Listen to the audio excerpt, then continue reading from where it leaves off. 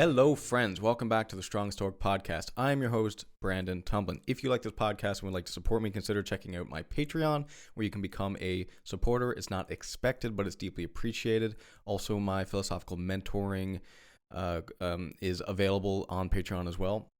You can also check me out on Telegram, where we have a group chat. You can join in with other Strong Stoics to discuss the episodes as they come out. Also, my articles are on Medium and the Stoic Gym. Finally, consider checking out my newsletter on Substack. You can find me there at the Strong Stoic. Let me introduce my guest. Today, I have the privilege of speaking with Corey Robinson.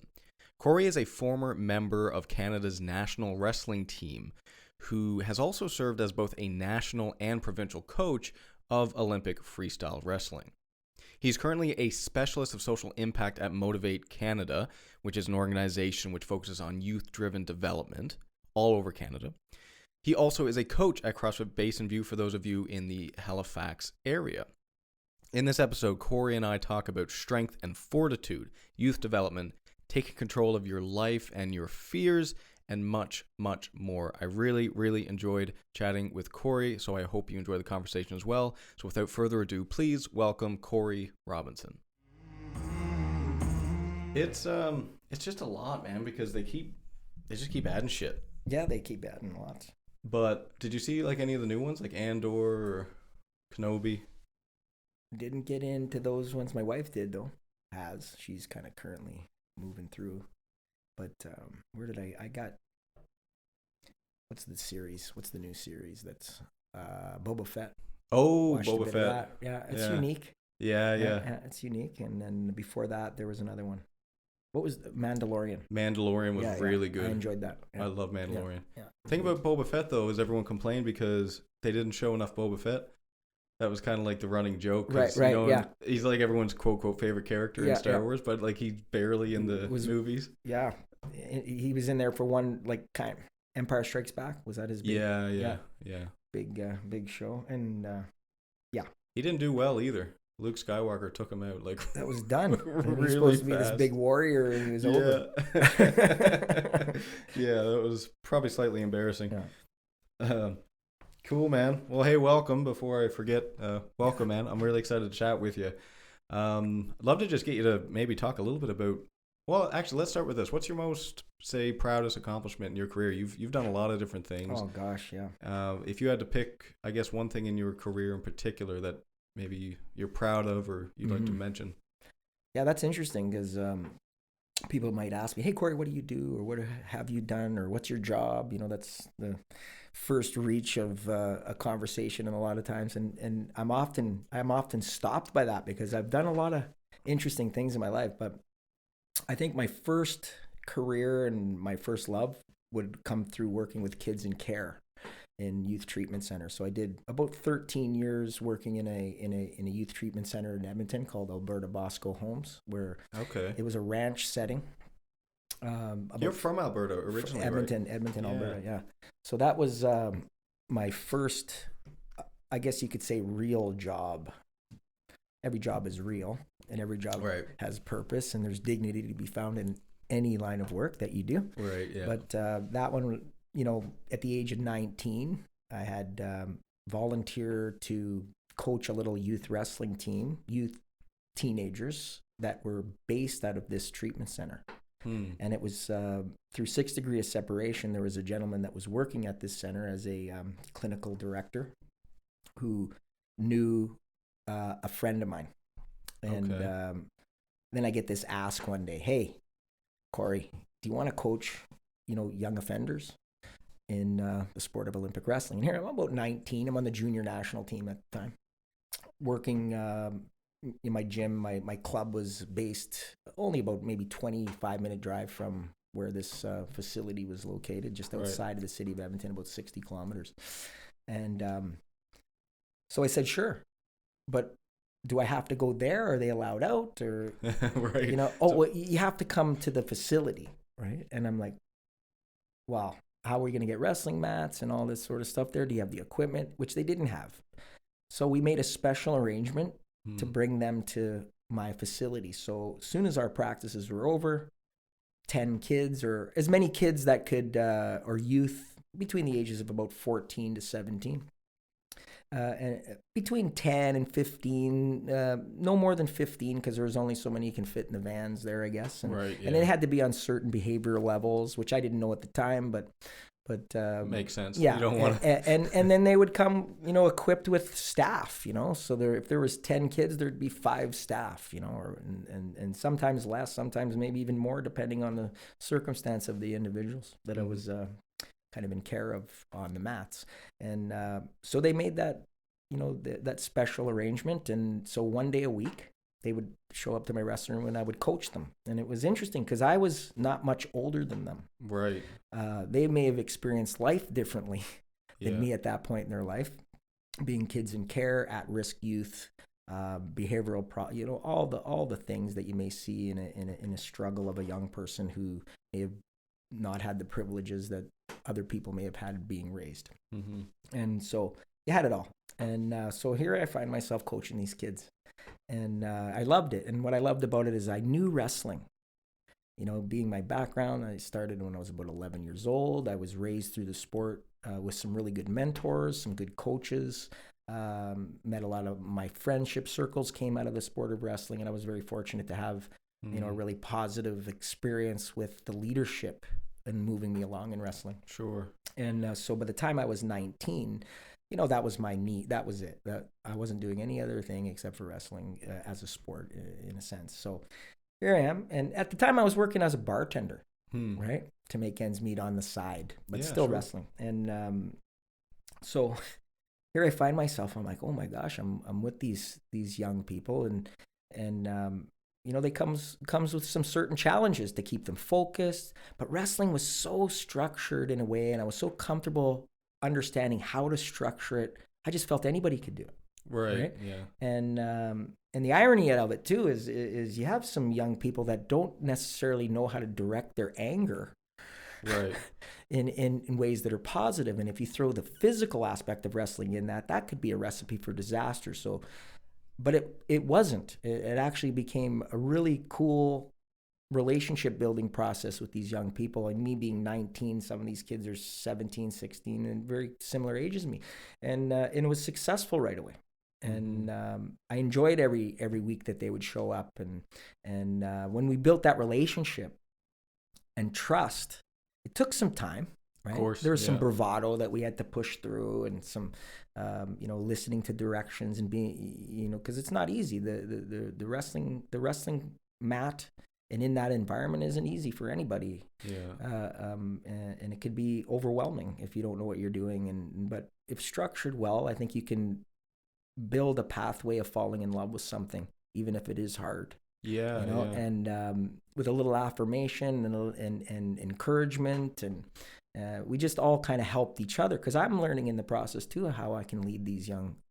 Sure. These well, you're people. Quite young too. Yeah, 19 like years I old. felt like a minnow in a shark's pond, Yeah. And a lot of, like, I had a lot of insecurities, like, of course, because 19. I mean, you'd have to at that age, coaching people, especially inmates who, I mean, I don't know. These were mild offenders, obviously. I wouldn't say mild. Alberta Bosco Homes was considered a facility. They often referred to it as the last resort. Okay, right? gotcha. So okay. They've melted out, group homes. Yeah. I guess you can consider it in the family of group homes, but with a group home, there might not be as much treatment at it. We had clinical directors on site, Sure. those sort of things. Other medical professionals that at reach. Their school system was there, so built underneath each of their homes. It was log cabin style, 10 kids per home, and staffed fully.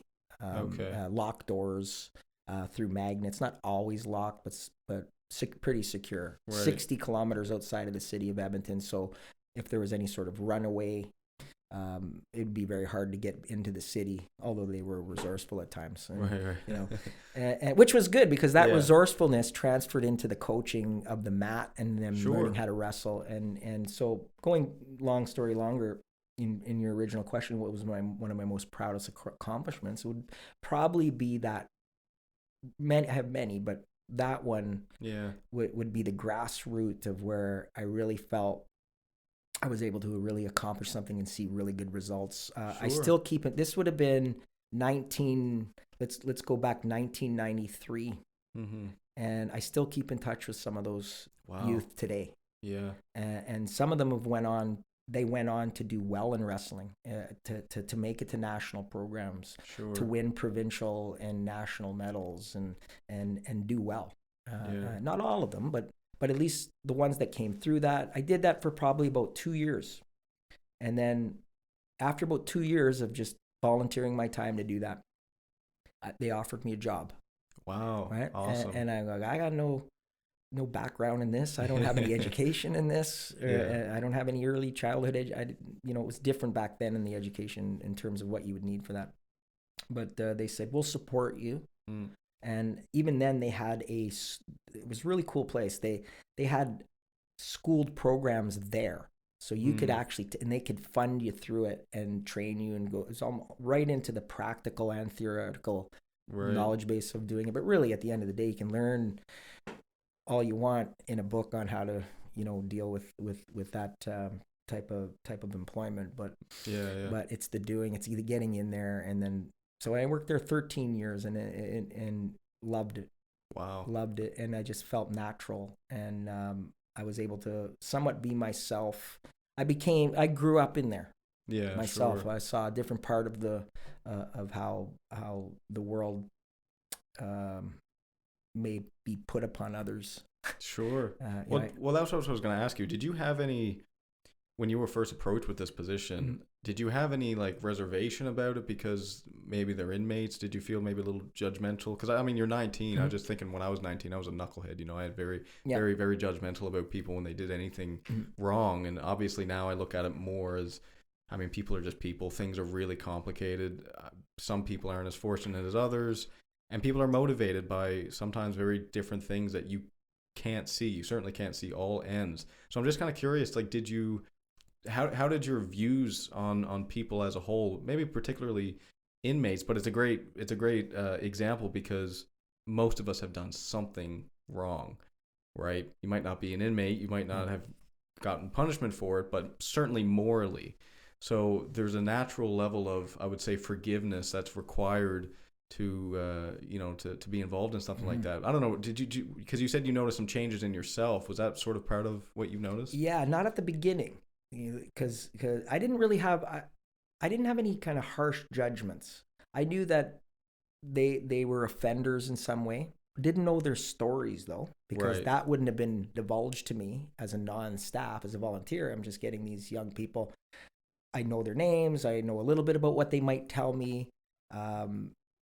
But they're not getting personal with me. Even through those 2 years, there was a lot of walls up there. They'd come in and learn how to wrestle. So when I was offered the position, I had fear. Yeah. Right? I had more fear because I guess my first judgment would have been, these are tough kids. Yes. These are tough, street. I knew that they did crimes. I knew that they've been in jail, the Young Offender Center, and most of them have been through there. Right. And, gangs, that sort of thing. They've had, I knew that they had drug and alcohol abuse in their families. I know that they may have been abused by their own families. I didn't even know if they even had families, some of them, but so when I was offered the position, it was actually, first was excitement. Of I'm course. going to get a job. That's kind of cool. Jobs are nice. Yeah. And I didn't have to apply. The guy's asking me, hey, would you consider doing this? I said, I would. And I was always open and then I felt, because I know these guys now, because it's been a while, and it should be easy. Yeah. But what's to know, right? Then you get him in my environment, easy. I understood how to structure a wrestling room. I understood how to garnish respect in a wrestling room, how to teach respect, and how to respect one another in a sporting environment. That came very natural to me because that's how I came up. So I learned that way. Let's move it on to this group, the way I learned, and I believed I learned well. Like I mentioned, I had some really good mentors that could have brought me through how to deal with that. And so I thought, my first thought was, this will be easy. I'll just go to their house and apply whatever structure they asked me to apply, right? And then you're in their environment, and then it's like, okay, all those niceties went out the window. It's no more Coach Corey's working here now. Yeah. Right. Now it's judgment on me. Now I'm all of a sudden against them. So Right. then there's this whole new relationship building process that's had to start, where I had to learn the real depths of where some of their brokenness and pains were coming from, in order to help treat that. You know, I'm no doctor, but to help work with that. Sure, you know? sure. And to hopefully the end goal. It was about an 18-month to 3-year stay there, depending on the age of the youth. Yeah. I've seen youth go in there is in and out in 2-3 months to 18 months, right, and sometimes longer. Wow. And so you can just imagine and staff turnover in a field like that is high. You know, they'd see new faces of staff all the time. So trust was a huge deal. So, after the first couple of years when I was working there pretty much full time, and then really good organization. They supported my sports, and they gave me all the opportunities to train and travel and those sort of things. It was really awesome, actually. And very grateful for that. Yeah. Which makes my memories even fonder of that organization. Yeah, sure. And so they were able, so I'm in this environment there, and learning. I learned how their personhood, which helped me to kind of understand my own personhood. Yes, yeah. Well, we're all mirrors to each other, Yeah. right? Whenever you meet, especially when you have a connection or you're mentoring or you're coaching, something like that.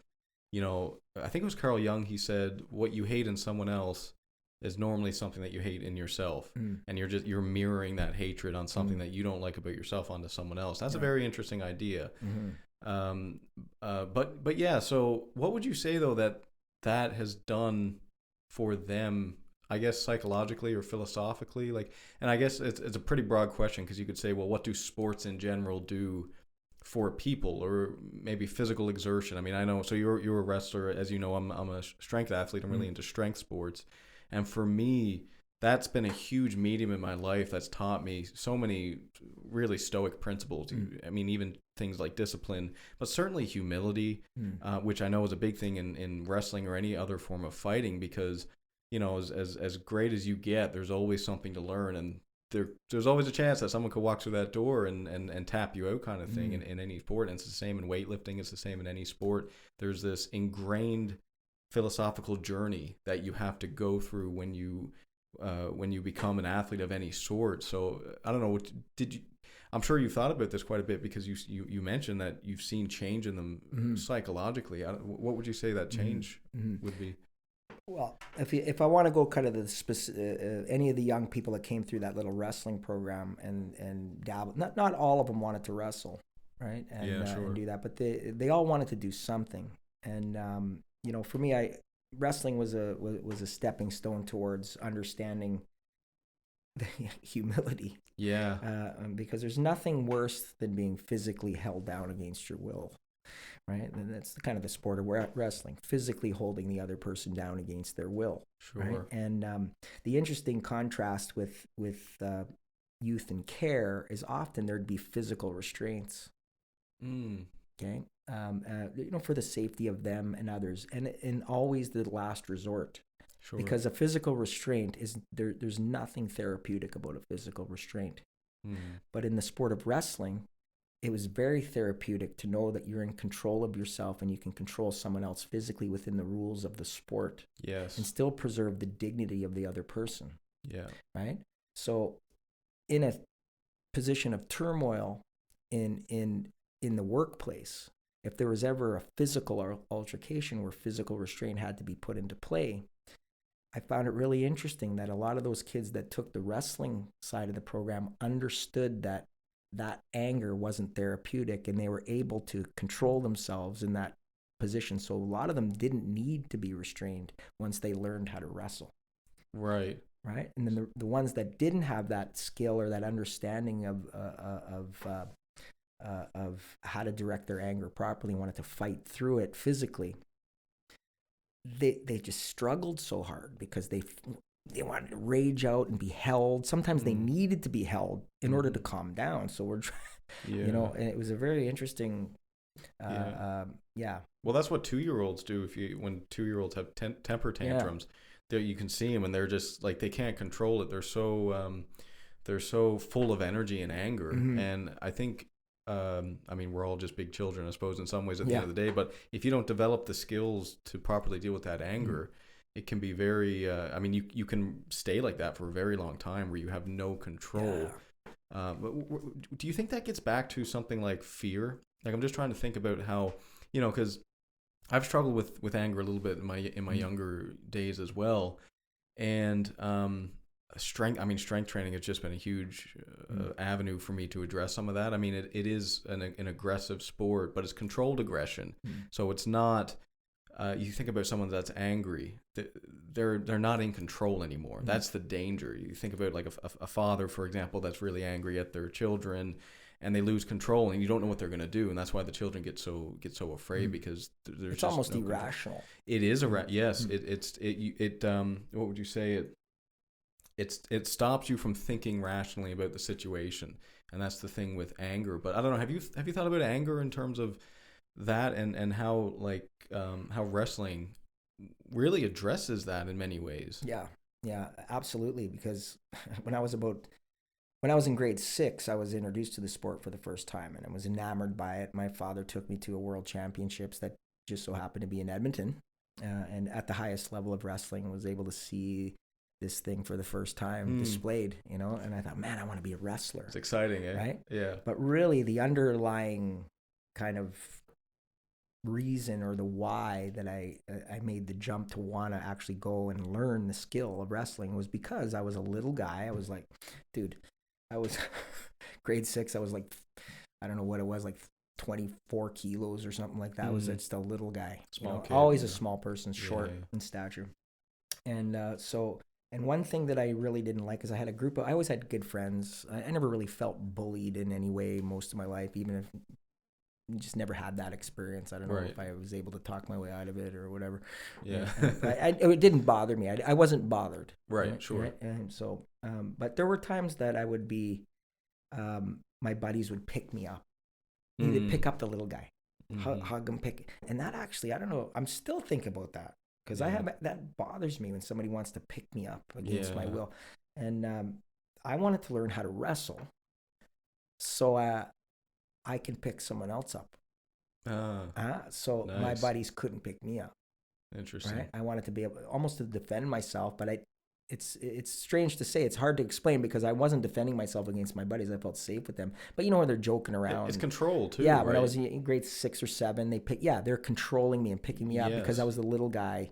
And you feel helpless for sure. Yeah, and you feel emasculated in a way too. Yeah. I felt. And even I'm trying to figure out my masculinity in that age. You're still confused and trying to figure your life out. Absolutely.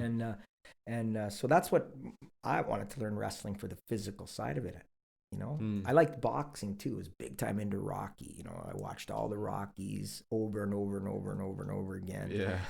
And love it. Yeah, like it never gets old. Still watch them all. Love them. And so I wanted to box or do some sort of combative sport, and happened to find wrestling, and then that's where it brought. But the fear, I was afraid that I couldn't protect myself. Right? Sure. Yeah. No, I think we all struggle from that. When we were talking about Star Wars earlier, but Yoda has that quote: "Fear leads to anger, anger leads to hate, hate leads to suffering." Yeah. And he was specifically talking about fear of loss, but I think it's also just a lack of strength and fortitude. And maybe that's where we can go with this, because I really like to talk to you about this in particular. We spoke a little bit personally before about the importance of fortitude, and that's really the underlying theme, I suppose, of what we're talking about. These young kids that come in, they're afraid, and they lack control, but they lack strength as well. And so you might think of someone that is very docile and calm, and they're basically a marshmallow. And you might think of that as a good person, but that's not actually what a good person is. A good person is someone who is actually strong, who has the capacity to do damage, but chooses not to, chooses Right. to use that strength in a virtuous way for a good purpose. But then I'm curious, because you're into Christian philosophy as well. I don't know if you would you say you're a Christian? Yeah, absolutely. Okay, yeah. Okay, so because you mentioned to me about Christ and how he often gets construed as this kind of docile figure, but the truth of it is actually he did have a lot of strength and fortitude as well. Yeah. Jesus is a prime example of that, and the world would have you think that he's this. There's all sorts of different Jesuses out there. Right? Yeah. There's the thumbs up Jesus, your buddy, Yep. he's your pal, he's always nice. There's the judgmental Jesus, there's there's so many, the long hair and the chiseled, they have all these different images of him, and all these different probably definitions of what people may think the type of person is. But I like the tough love Jesus. There's an awesome image, that one of my favorite images of him, and he's holding a sheep, like a shepherd would hold a sheep, and the lamb is around his neck, and he's holding him. So if one would look at that image, they might say, oh, he's a beautiful, nurturing soul that's caring for this beautiful sheep. And then when I found out that, okay, well, why is he carrying that sheep? So if you're a sheep herder, if you're a shepherd in some sort, you're tending that flock, and you usually would have a bunch more, but why is he carrying that one? And I learned that often when you're herding sheep, one would kind of stray from the flock every now and then. And of course, you're protected in the group. Right. But every now and then there'd be one that would stray. It would be a little bit incorrigible, wouldn't understand that it's not safe to be out there, where the predators lie, So after a couple of times, a shepherd would see this one sheep, stray off, and you can't train it. So what they would do would break the leg of the sheep and then nurture it through to sleep with it, hand feed it, move it around, because it cares for that sheep. But yet that tough love approach of, hey, I needed to kind of toughen you up here a little bit so you learn, that straying, and Jesus would always go for the one. People would think it would be crazy for a shepherd to leave 99 to go after one. Just let the one go. This is my livelihood here. No, would still care for that one, but sometimes a little bit of tough love. And it's an extreme example, for sure. But that's how they lived in those days. It's completely different. I think it's hard for us to understand the times, because we're so bombarded with, privilege in one word, that we forget some of how life was for most people, mostly throughout history. But so when you think about strength and fortitude, though, I don't know. Do you think about those terms at all? I'm curious, because how would you define fortitude? That's interesting. Yeah, that's a great question. I was going to ask you the same, but I would say, so fortitude for me would be difficult to overcome, something like that. Something has fortitude. It's different to overcome, like an adversity. Yeah, but just in general, like I would even say, I've often defined strength as the ability to resist. So if you think about strength training, you're resisting a load. But if you also think about strength of character, you think about resisting adversity, resisting life's, let's say, temptations to evil. Vices. Right. Yeah. Right. Yeah, no, I think about fortitude all the time. And I often would put it in with temperance.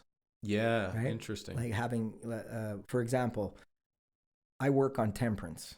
I'm a recovering alcoholic. Yeah. Okay. 10 years. I have not taken a drink in 10 years. Wow. July the 26th was my 10-year anniversary this year.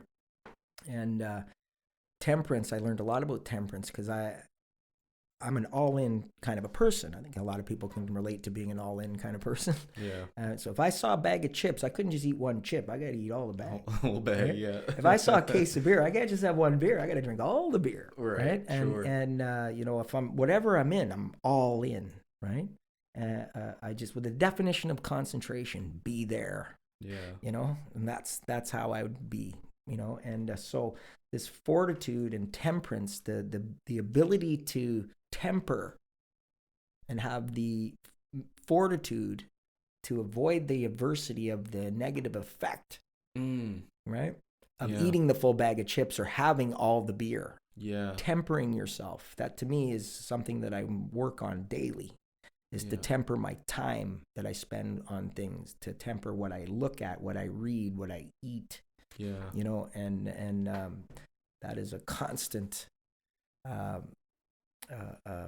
virtue that I would seek to be better at each day. Yeah.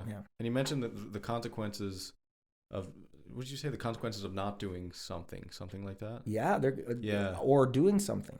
Yeah. Yeah. Like there's going to be consequences regardless of any choice we make. It could be a positive or a negative consequence. It's still a consequence. We often, I don't know, maybe it's just me, but the word consequence in and of itself could be looked at as negative. Yeah, right? It's often that has a connotation, but it could be a positive consequence. It could be exactly. Right. So it's the same thing. We're dealt a hand each day. We get up in the morning and we're dealt a series of choices. Right. So sometimes you're going to have to temper some of those choices depending on what type of vices lead you astray in your day or your life. Yeah. And hey, sometimes it's fun to eat bags of chips. Yeah. Right. Sometimes that's the temperance in moderation. Yeah. In moderation. So it's tempering that and hey, I don't know. I deal with anger too. Mm-hmm. Like anybody, it's probably one of my top emotions. One of my first go-tos. Sure. Right. In certain circumstances, but to temper it, like, man, I really like Jordan Peterson's approach to how he just deals with just a parade of crazy that comes at him almost daily from people, like the negative backlash that he may face, this fella. But anytime he's ever asked a question, and I know, like, I get a reaction going, dang, get on that guy for that question. He sits in it. He tempers himself. He sits in it, waits, and often to an awkward timed level. Right. And then he comes out with an answer. And if he doesn't have an answer, he'll be the first to say he doesn't. Yeah. Right? Yeah. Which, man, that's a great skill it's a very stoic approach to fielding difficult conversations. It's hard, man, when can you imagine being in that public of an interview and then someone's purposefully trying to trip you up, like he certainly had his. You can tell that Peterson has strength of character as well, right? Like, strength of character is not being a pushover either. No. So he does have this fortitude, but he's also very, very controlled. I mean, I know you're familiar with the snatch. I often think of strength, like virtuous strength, as something like the snatch in terms of it's controlled aggression. So if you look at a snatch, it's very aggressive, but it's very controlled. And I think that's what the virtuous person does. That's why, like, if you get too angry, you lose control. That can no longer be a good thing. But if you get angry and it's controlled, say on the battlefield 300 years ago, that's a virtuous thing. If you're defending your country or something like that. Right.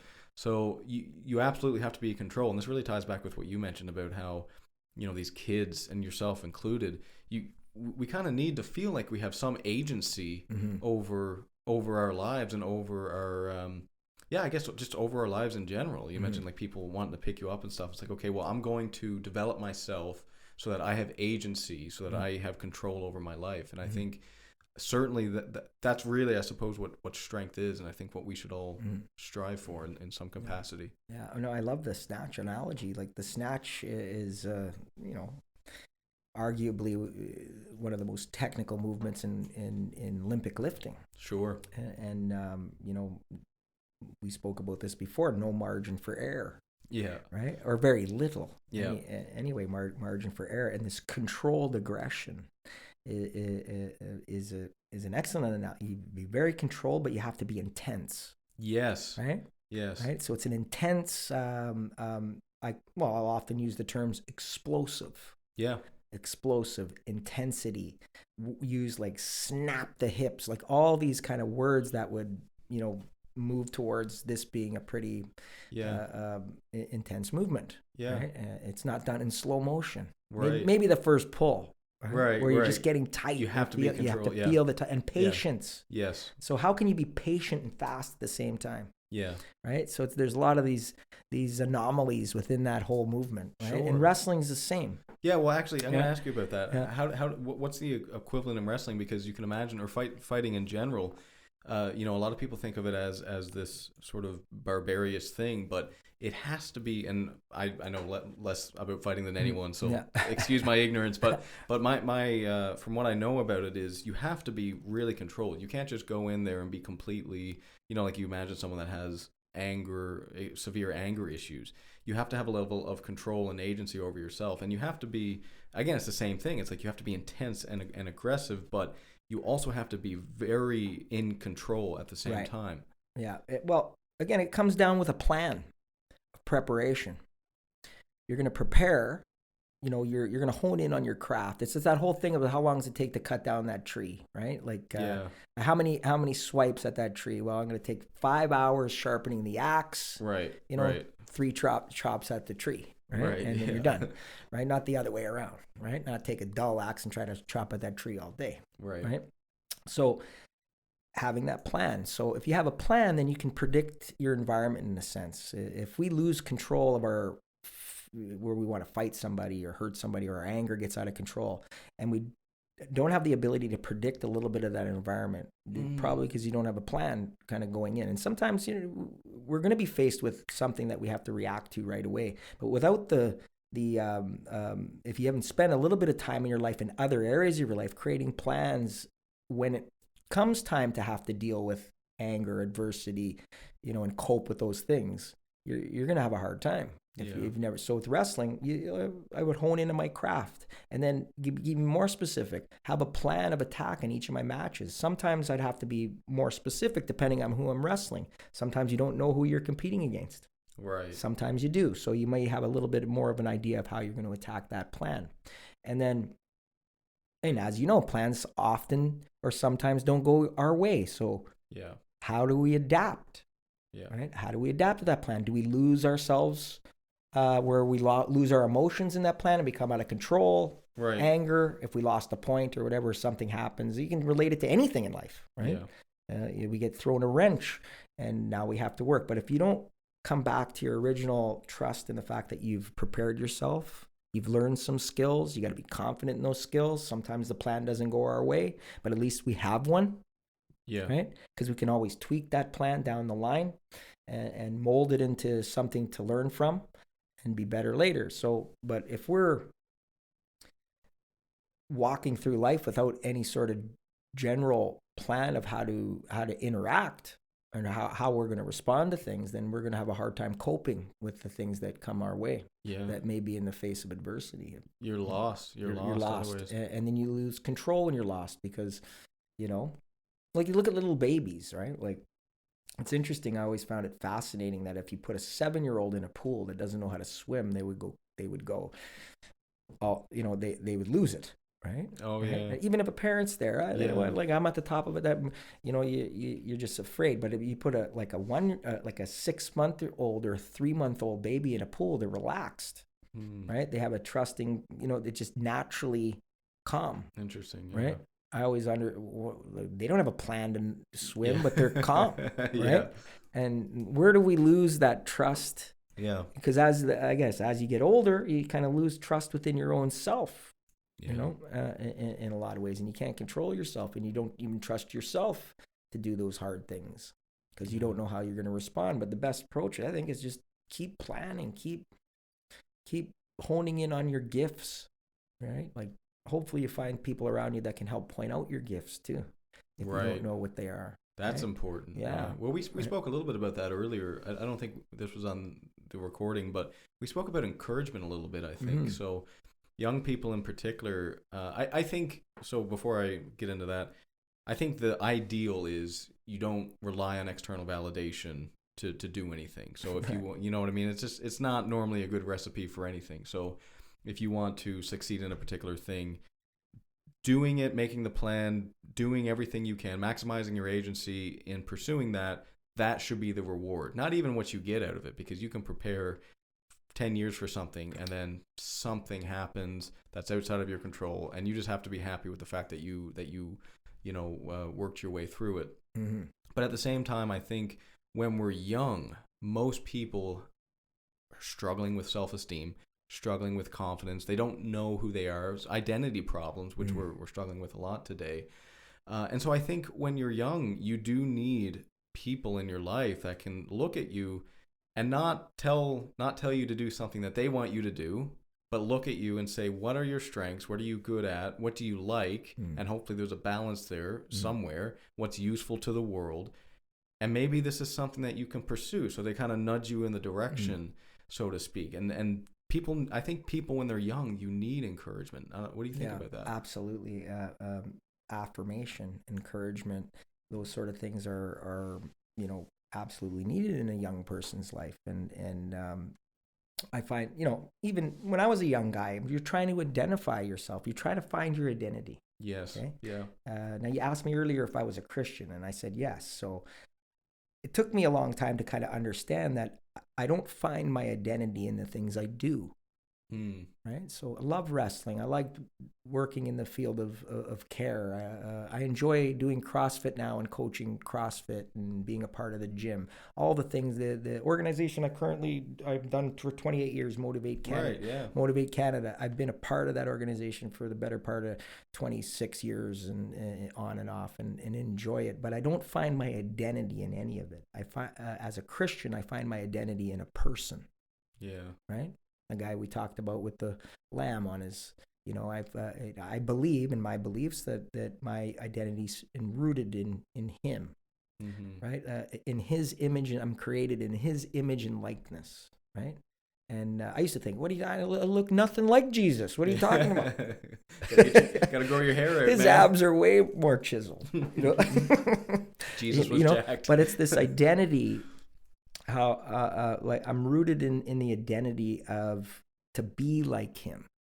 Yeah. Right. An ideal.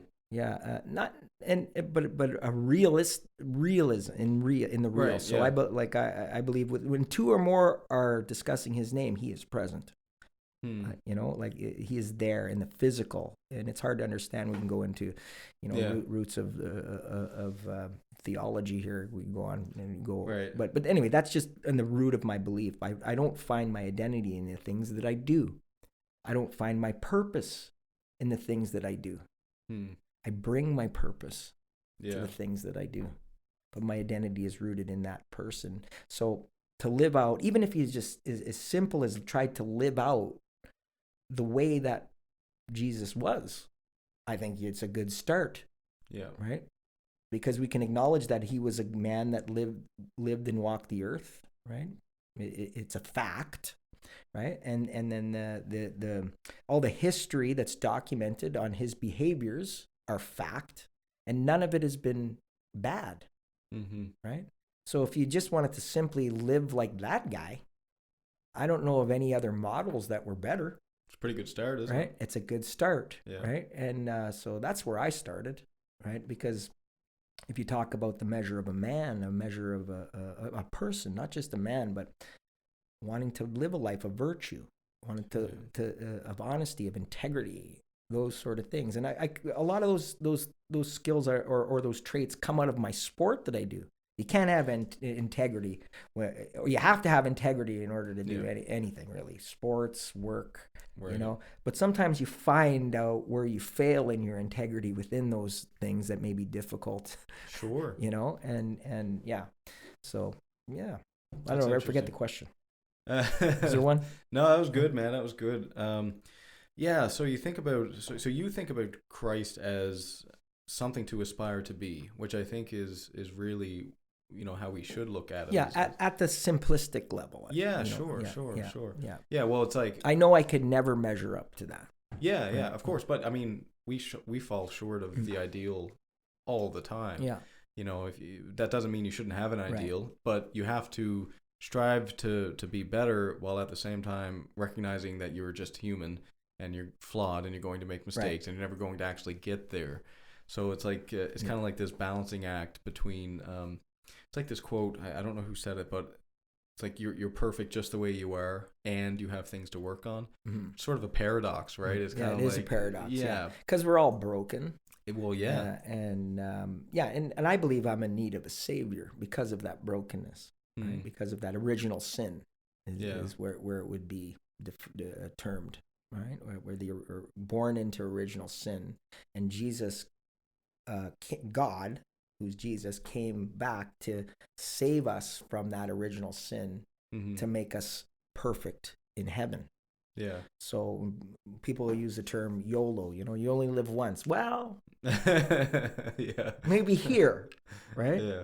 But I don't believe in an afterlife or reincarnation, but I certainly believe that there is a place that's intended for me with Jesus, right? Like heaven to me is an interesting place. I've come to kind of grips. I'm still trying. Obviously, I have a finite mind, so I'm still trying to figure out a lot of these mysteries of life. Sure. But heaven for me would be being with Jesus. And again, I have loved ones in heaven, and we'll often, my father passed away a few years ago. I miss him dearly. My whole family, of course, misses my dad, and I think about my dad daily, right? And I hope that he's in heaven. I hope he chose Jesus, right? And but when I get to heaven, it won't be because I want to see my dad as much as I want to be with Jesus. He would be my first love. What do you mean by like be with Jesus? Like be in his presence, like I'm with him. That would be heaven, right? So like we talk about heaven and hell. Sometimes people tell there's two things: heaven and hell. If there's dark, there must be light. There can't be one or the other. Some people would say there is no hell. There's only the good part. Or vice versa. So God doesn't put us in hell. We put ourselves there by not choosing that pathway. So if I want to model my life to get to a heaven, if there is a heaven, I believe there is. Some people don't. What do I have to lose? Yeah. Right? I'd rather choose that and be with this man who loved me and died for me. Yeah. Right? Like unconditionally. Well, it's certainly better than the alternative being the Antichrist. I mean, yeah, because there is evil. There is evil, and if you look at people that have led their lives that way, they're not happy. I read something interesting that to get back to Star Wars, George Lucas said that people look at Darth Vader and they think he's this cool figure, and he is cool. Like I watch him too, and I'm like, oh man, this guy's so cool. He's using the Force. He's got all this power. But then he says people look at him as being cool, but they don't realize how much he's suffering internally.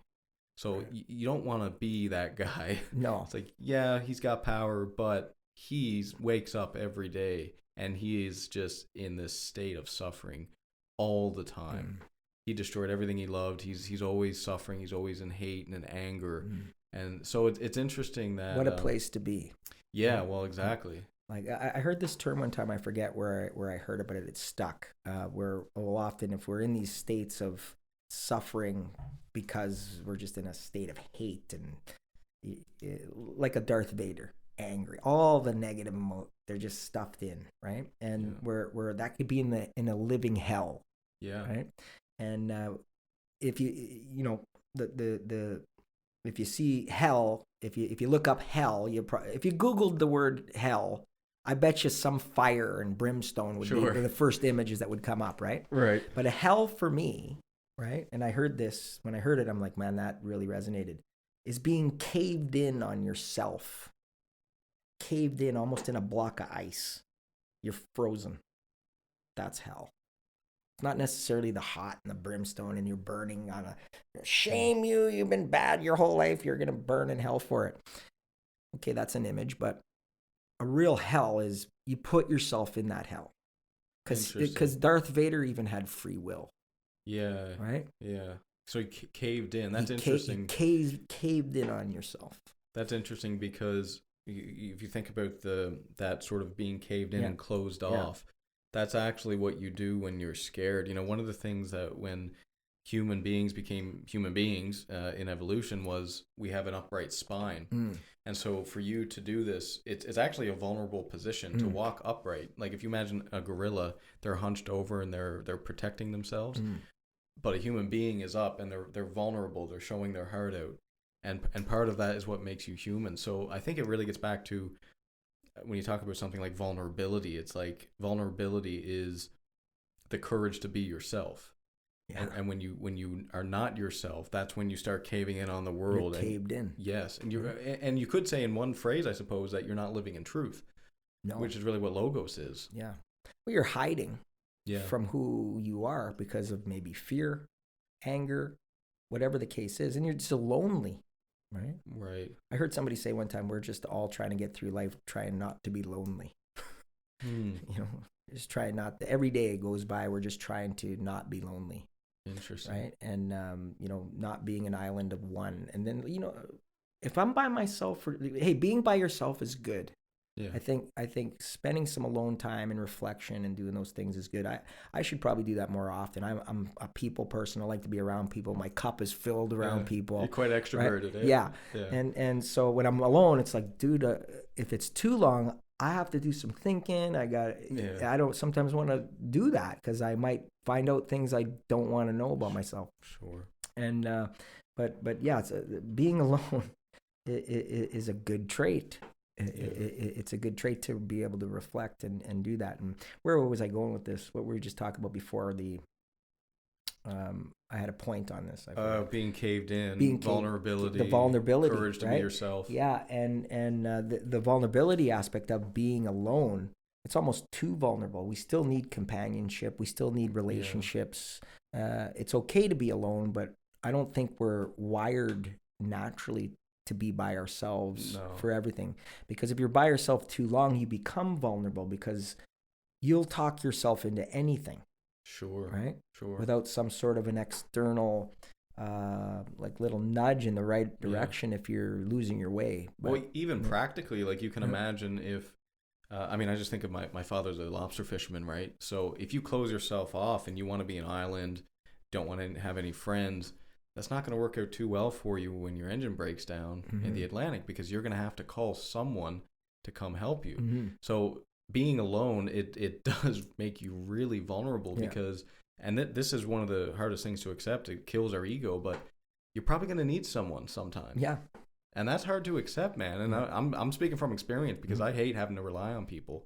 But it's life, man. Like you probably are going to need someone to help you out at some point. And it's an act of humility to ask for help, right? It's an act of, and it's hard, especially for men. You don't want to ask for help. Yeah. You know, like how many times have you driven around aimlessly with? I can tell you 100 times I've driven around aimlessly with my wife in the car, wondering where I'm supposed to go, and I can easily ask for directions. You know, but I'll find it.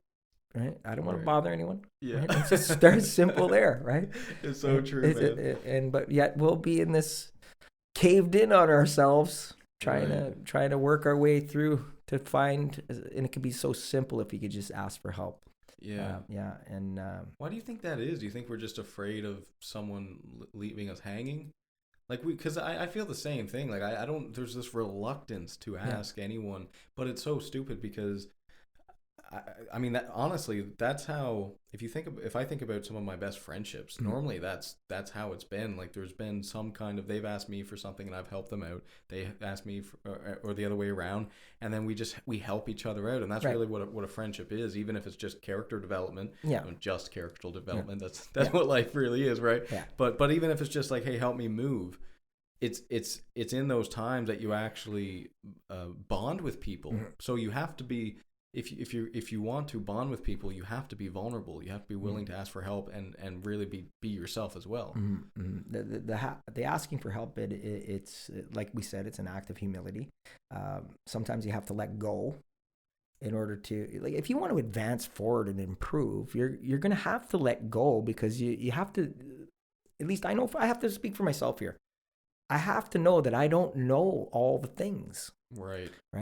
And maybe I can discover, but sometimes you don't have time to find those answers. You need a help, right? Yeah. And I love that in my friendships. Like men, it's different. My wife would often, we talk about this every now and then because I'm the type of guy, I'm not afraid to ask for help at all.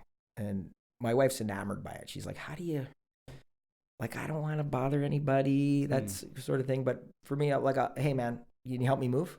Or, hey dude, like, it doesn't matter what the question is. I'm gonna ask it. If you don't ask, you don't get. Right. And if it's a no, then it's a no. I'll move on to another one. Right. Yeah. I'll joke sometimes, like, oh honey, like, I got a lot of no's before you said yes to me. Like, she hates when I say that. She hates when I say that. It's like, dude, I'm no prize. Like, like, you said yes and I married you. Like, you want to go? let's do it. Yeah. It's like, I better keep this one. That's right. And, but that's so awesome. Not being afraid to ask, and it's that putting yourself in a vulnerable state. I think that might be part of the pain that we feel is we don't want to show weakness or vulnerability.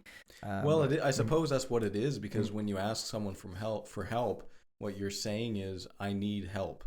Yeah. In a sense, that sounds a little desperate, but you know what I mean? Like, if you're asking for help, it means that there's something of value that you would like someone to give to you. Right. And so, but it's interesting because it doesn't mean that you can't do it alone. This was a good learning thing for me, is that I realized that just because I ask someone for help doesn't mean that I'm helpless without them. Yes. It's like, it's a good thing to do. Like, listen, I would like your help moving. Okay. Do I need it? Well, I could pay someone to do it, or I could ask another friend, or blah, blah, blah. But I'm going to extend a request here. Listen, can you help me move? And if we do that, that brings the friendship and everything forward. But yeah, you have to, that's. Yeah. You're not helpless. Yeah, you're not helpless because you ask for help. Yeah, especially in these moments where you need that type of help, and it all depends on what you're asking for. Right. It was a funny thing. I joke about it sometimes. I say, there's a difference between a friend and your best friend. A friend will help you move furniture, but your best friend will help you move a body. Yeah. It's funny you say that. It's a little dark, but in the next room, I just saw a really cool clip. You ever saw that movie Town? No. With Ben Affleck. I think Jeremy Renner's in it. Ben Affleck. It might be 10 years old, maybe, this movie. It's on Netflix now? It's on Netflix. I believe it's on Netflix. I'll have to watch it. Yeah, it's called Town. And anyway, it's about these thugs in Boston or wherever they live, and longtime buddies. They grew up together, and they're bank robbers. Classic. Yeah, but they live kind of regular life, and then they're robbing these banks, and they're putting these, like, president's masks on and doing all the stuff bank robbers do, right? And at one point, Jeremy Renner's character and Ben Affleck character, they're like best friends. They're really close. They'll do anything for each other, and they're in this thing. And they were having some conflict, in the movie. In one part of the movie, they were having some conflict. They weren't talking to one another. It was actually this is the pinnacle of the movie, of this kind of these two friends that are moving in a different direction now, and it could cause trouble here. So within the middle of the conflict, though, right? Ben Affleck's character needed some help, right? And he walks into this room. He hadn't talked to his buddy, right? His buddy's clearly angry at him at this time. Walks in, no questions asked, and says, "I need your help. You can't ask any questions, and we're going to hurt some people." And Jeremy Renner's first response is, "Whose car are we taking?" Yeah. Right? And it was, and again, extreme rated R kind of movie and that sort of, I'm not going out and beating up people with my friends. But it just speaks to the point of when you have this relationship that's built up for asking your friends for help, or just asking for help in general, that on the other end of the ask is somebody that's going to do it without anything in return.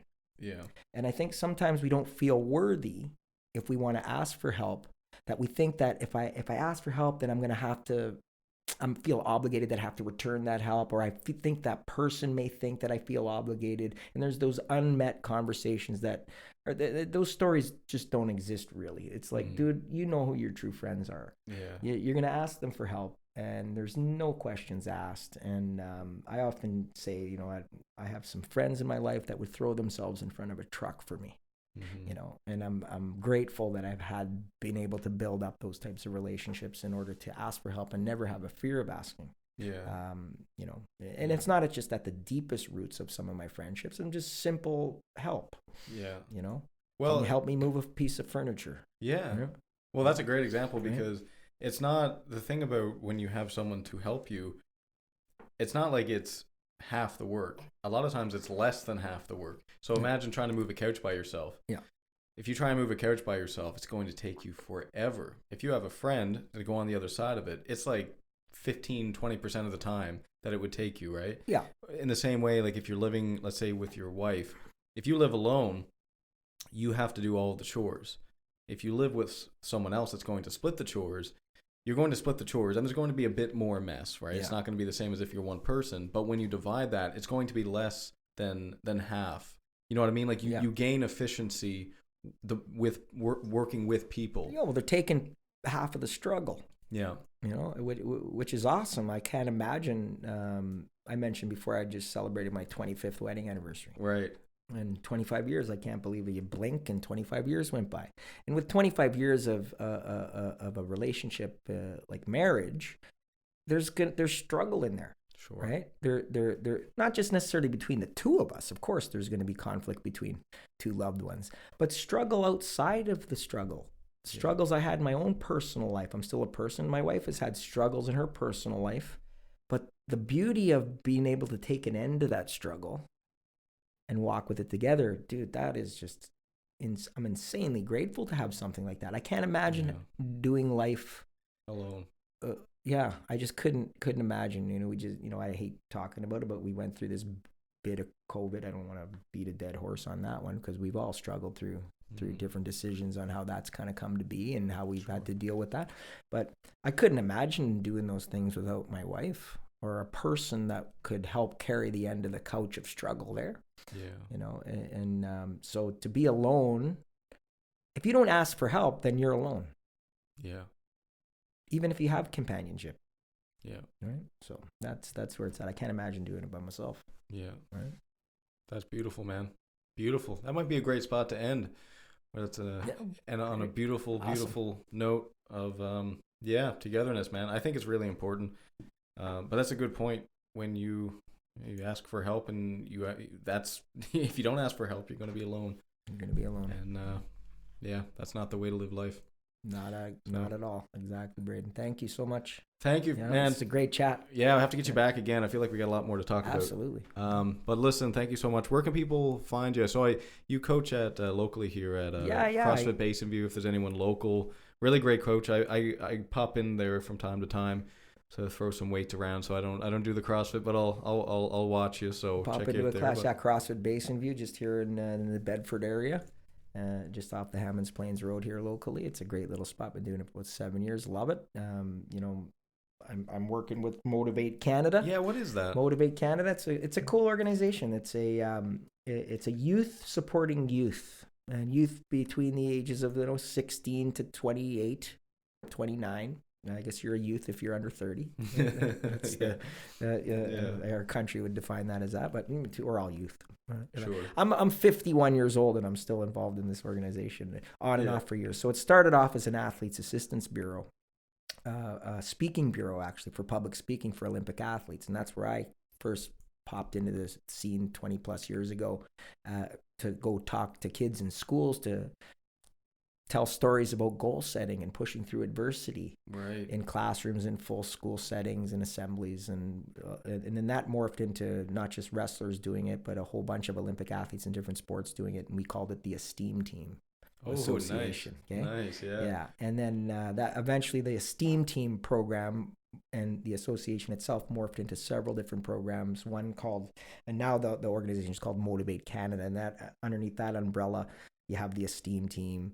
You have a VIA Youth Summit. We do a summit each year for young leaders across our country, and we do it in Vancouver in March. I'll be there in March with 20, 30 young people from across the country that apply in to hone in on how to tell their personal stories so they can go out into their communities and make an impact. With some of the big goals that they may have to build infrastructure and programming in their communities. Not just little goals, big ones. And then our organization helps to provide the pathways for them to find resources and support and affirm them as they move through with a lot of our leadership in there. Wow. But it's essentially the summit is built upon the youth that were at the last summit. So they come in and they actually lead it, run it, and rebuild it. So the summit may be the same every year in a sense where, yeah, it's the VIA Youth Summit, but it's the DNA of the summit has changed. The organism of it changes based on their creativity and what they want to bring into it. And then us old guys kind of sit back and support and affirm from the side. That's beautiful, man. What a great thing. I'll have to do some more research on that. Yeah, absolutely. So, yeah, check that out, guys. All right, thank you so much. You betcha. Until next time. Thank you.